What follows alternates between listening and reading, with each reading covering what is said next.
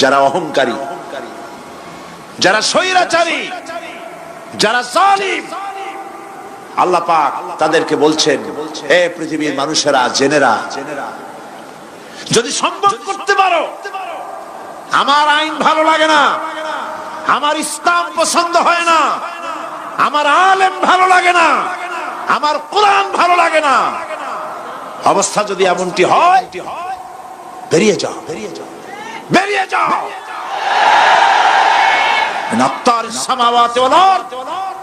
আমার সার্বভৌমত্বের ভেতর থেকে, আকাশের নিচের থেকে, জমিনের উপর থেকে বেরিয়ে যাও। ফানফুজু লা তানফুজু ইল্লা বিসুলতান। কোথায় যাও? পালাবার জায়গা নাই, বেরোতে পারবে না। আকাশ আর জমিন দিয়ে প্যাকেট করে রেখেছি, পালাবার জায়গা নাই। কোথায় যাইবা?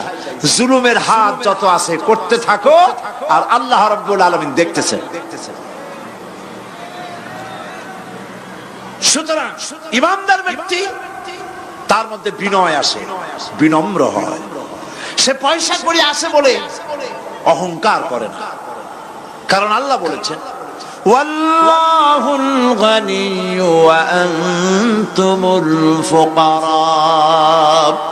আল্লাহ সাফ বলে দিয়েছেন, আল্লাহই হচ্ছেন, কারো মুখাপেক্ষী নন, সম্পদশালী। আল্লাহর কোন সম্পদের অভাব নাই। ওয়া আনতুমুল ফুকারা, দুনিয়ায় তোমরা যা বাস করো সব ফকিরের গোষ্ঠী, কিচ্ছু নাই তোমাদের।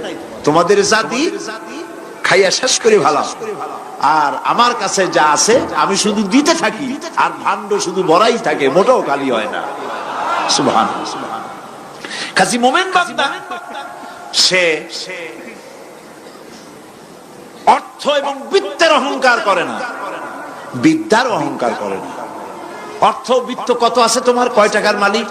আল্লাহ যদি ইচ্ছে করে ব্রেনের ভিতরে যদি টিউমার ঢুকায় দেন, ব্রেনের একটা নার্ভ আর একটা নার্ভের সাথে জড়ায় দেবেন, জায়গা হবে কোথায়? হেমায়তপুর। হেমায়তপুর কোথায়? কাছেই, পাবনা। সুতরাং আল্লাহ পাক ইচ্ছে করলে এটা করে দিতে পারেন, পারেন না? খুব করতে পারেন। হার্টের ভেতরে ক্যান্সার দিয়ে দিতে পারে, 14 গোষ্ঠী বিক্রি করলো, ডাক্তারের পয়সা হবে না। পারেন না আল্লাহ পাক? পারেন কি না? পারেন। সেই জন্য যত বড় ধনী হোক, পয়সার মানি হোক, আল্লাহর উপর ঈমান আনলে বলে যে গুণটা হয়, সে অহংকারী হয় না, বিনয়ী হয়। আল্লাহ রাব্বুল আলামিন কোরআনে কারীমের ভিতরে বলে দিয়েছেন, লিল্লাহি মা ফিস সামাওয়াতি ওয়া মা ফিল আরদ। যারা সামান্য একটু রাজত্ব পাইয়া, ছোট্ট ছোট্ট একটা দেশের প্রেসিডেন্ট, প্রধানমন্ত্রী, কি হনুরে, এরকম একটা ভাব।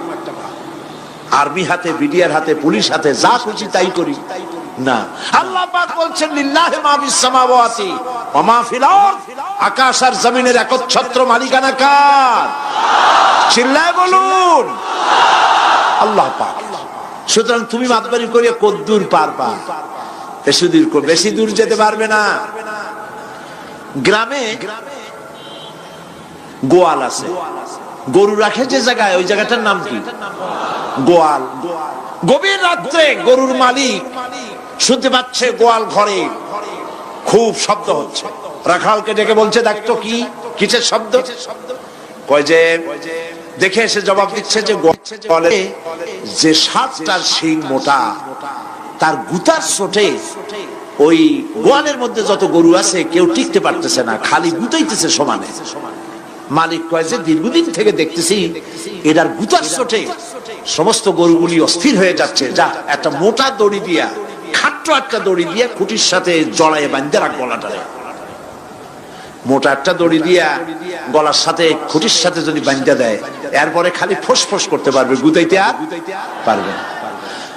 ঠিক অনুরূপ ভাবে কোন জনপদ থেকে, কোন দেশ থেকে যখন দেশের মানুষেরা, যখন দেশের নিরস্ত্র মানুষেরা, গরিব মানুষেরা যখন আল্লাহর দরবারে গভীর রাত্রে ফরিয়াদ তোলে, আল্লাহ জুলুমে অত্যাচারে জর্জরিত হয়ে গেলাম, মার খেতে খেতে শেষ হয়ে গেলাম, অত্যাচারে অত্যাচারিত হচ্ছি, চিৎকার মারতে থাকে, আল্লাহ পাক তখন তার নজর দিয়ে দেখেন। আল্লাহ তো দেখতেই থাকেন সব সময়ের জন্য।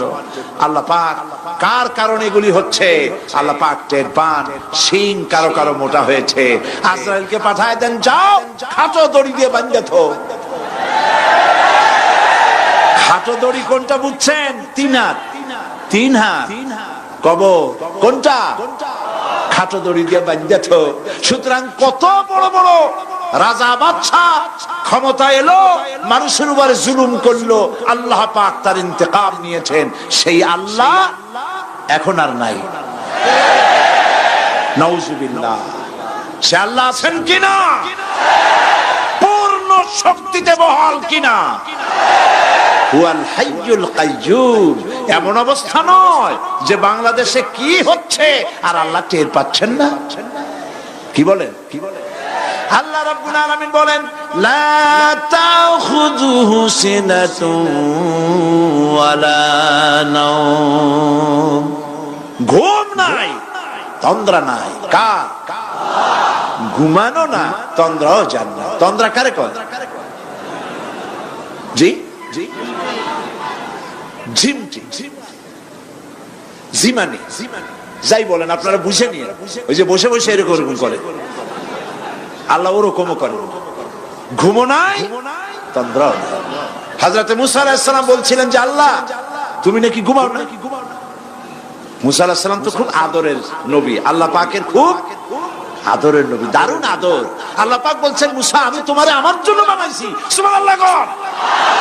কোরআন শরীফ আছে, আল্লাহ পাক বলছেন, মুসা আমি তোমারে আমার জন্য বানাইছি।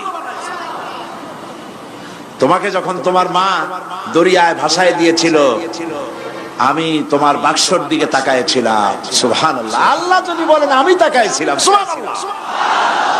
তোমারে আমার জন্য বানাইছি। সুতরাং হযরত মুসা আলাইহিস সালাম তিনি বলছেন আল্লাহ পাককে খুব আদরের নবী, তো আল্লাহ তুমি নাকি ঘুমাও না। আল্লাহ কয় তুমি বিশ্বাস করো না। হযরত মুসা আলাইহিস সালাম বললেন, আল্লাহ অবশ্যই বিশ্বাস করি, তবে বুঝি না বিষয়টা কি, বুঝি না কেমনে না ঘুমাই পারে, বুঝি না। আল্লাহ আচ্ছা ঠিক আছে, তুমি যখন বিশ্বাস করছো তখন আর অসুবিধা নেই, বিশ্বাস না করলে মুসিবত ছিল। পয়গম্বর মানুষ তাকে তো বলতেই হবে বিশ্বাস করি, তবে বুঝি না। আল্লাহ কয় ঠিক আছে, বিশ্বাস যখন করো আমি বুঝাই দেবো। নিয়ে আসো এক গ্লাস পানি। এক গ্লাস পানি নিয়ে আসো, দাঁড়ায় থাকো। মুসা আলাইহিস সালামকে আল্লাহ বললেন পানি নিয়ে দাঁড়ায় থাকো। আর ঘুমের আল্লাহ করলেন মুসারে ধর। মুসা আলাইহিস সালামের ঘুম এসে গেল। ঘুমের আমেজে হাতটা শিথিল হয়ে গ্লাসটা পড়ে ভেঙে চুরমার হয়ে গেল। হযরত মুসা আলাইহিস সালাম ভয় পেয়ে গেলেন। আল্লাহ পাক শুনাই দিলেন, ভয়ের কোনো কারণ নাই, একটা পরীক্ষার জন্যই দিলাম, তোমার বোঝার জন্যই দিলাম।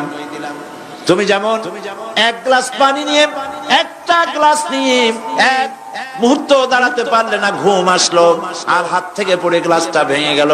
মুসারে তুমি বুঝে নাও, তুমি জেনে রাখো, তামাম সৃষ্টি জগৎ তোমার আল্লাহ আল্লাহ রব্বুল আলামিনের হাতের মুঠার মধ্যে রয়েছে।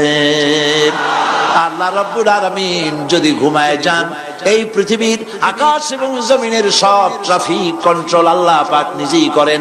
যদি তিনি ঘুমায় যান, সব শেষ হয়ে যায়। বাংলাদেশে কি হচ্ছে, পৃথিবীর কোথায় কি হচ্ছে তা আল্লাহ দেখছেন না? চিল্লায় বলো, দেখছেন না?